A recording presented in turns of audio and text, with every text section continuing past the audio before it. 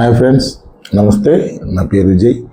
Friends, ఈరోజు పితృదోషం అంటే ఏంటి, దాని యొక్క పరిష్కారం ఏ విధంగా చేసుకోవాలి, అది ఎక్కడ చేసుకోవాలి, చేసుకున్న తర్వాత ఆ పితృదోషం వెళ్ళింది అని మనం తెలుసుకోవడం ఎలా, పితృదోషం కలిగిన వ్యక్తులు ఎలాంటి ఇబ్బందులు పడుతుంటారు, దీని గురించి మనం తెలుసుకుందాం. తెలుసుకునే పోయే ముందు Shri Kailash YouTube channel like చేయండి, షేర్ చేయండి, సబ్స్క్రైబ్ చేయండి. ఫ్రెండ్స్, పితృదోషం అంటే మన వంశీకులు అంటే మన పెద్దవాళ్ళు, మన నాన్న అంటే తాత, వాళ్ళ నాన్న, వాళ్ళ నాన్న, సో ఇలా మన వంశం సంబంధించిన వాళ్ళు పితృలు, పెద్దలు అని మనము పిలుచుకుంటూ ఉంటాం.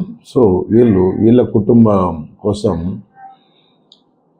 కొన్ని తప్పులు, అంటే తప్పు అని తెలిసినా కూడా వాళ్ళు ఆ ఒక్క పనులు అనేది చేస్తూ ఉంటారనమాట.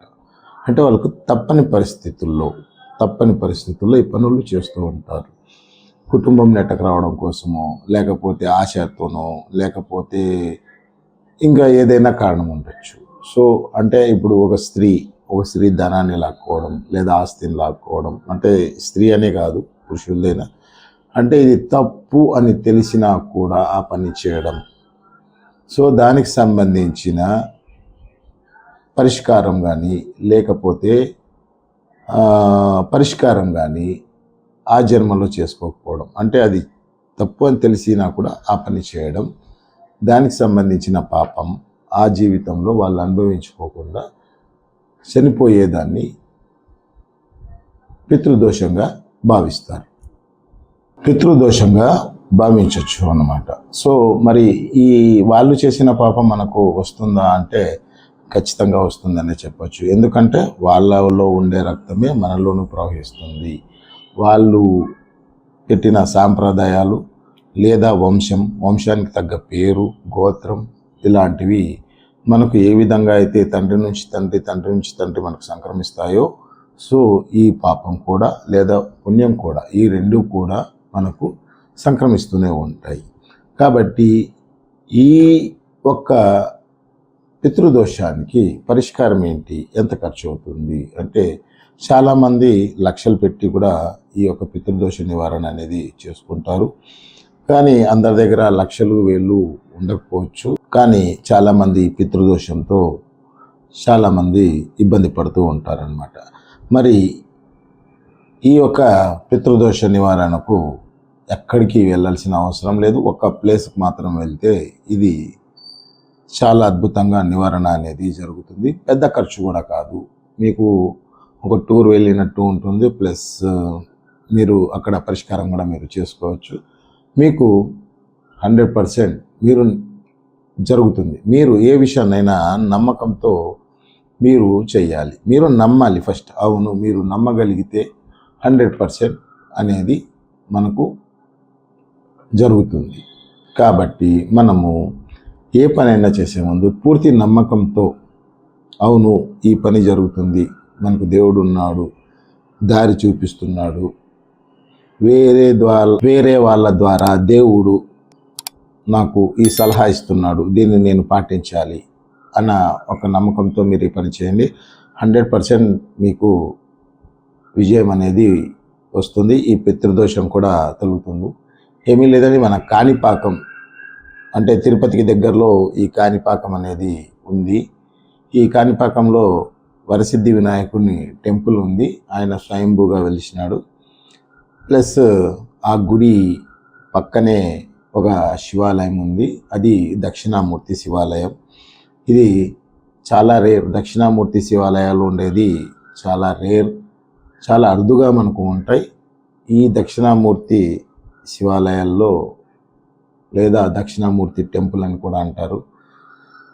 ఈ యొక్క దక్షిణామూర్తి ఆలయంలో మీరు చేయాల్సిందల్లా ఒక తెల్లని పంచ, ఒక దానికి సంబంధించిన టవాలు, 1 కిలో బియ్యం, 1 కిలో బెల్లం, 1 కిలో కొబ్బెర, 5 ఖర్జూర పండ్లు, దాంట్లో 11 రూపాయలు అంటే కాయిన్స్, 1 రూపీ కాయిన్స్ 11, ఒక నల్లని గొడుగు.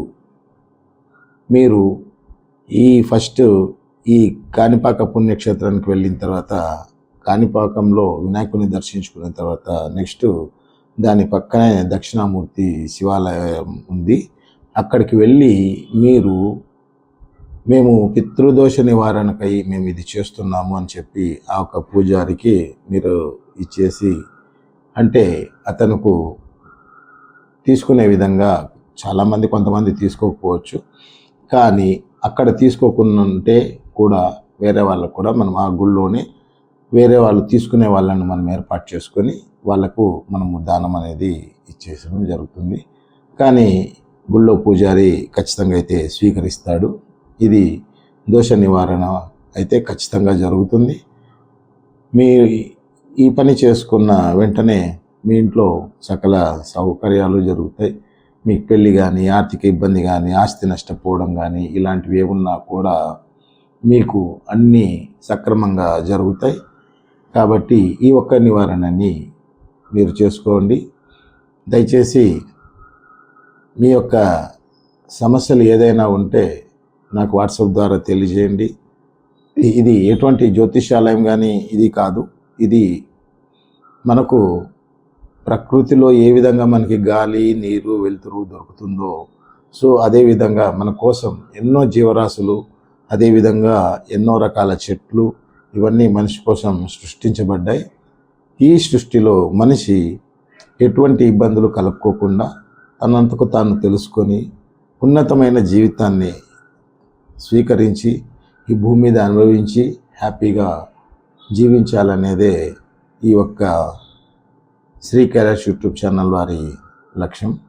కాబట్టి మేము ఎటువంటి ఛార్జ్ వేయము. ఇది అందరూ బాగుండాలనే ఉద్దేశంతోనే ఈ కార్యక్రమం చేపట్టడం జరిగింది. కాబట్టి సాధ్యమైనంత వరకు మీ సమస్యల్ని కానీ లేదా మీ అభిప్రాయాలను కానీ పైన ఉన్న వాట్సాప్ నంబర్కు నాకు మీరు వాట్సాప్ చేస్తే ఖచ్చితంగా నాకు సాధ్యమైనంత వరకు మీకు సహాయపడగలనని నేను తెలియజేసుకుంటున్నాను. ఇంతవరకు మీరు ఈ వీడియోని చూస్తున్నారు. దయచేసి లైక్ చేయండి, సబ్స్క్రైబ్ చేయండి.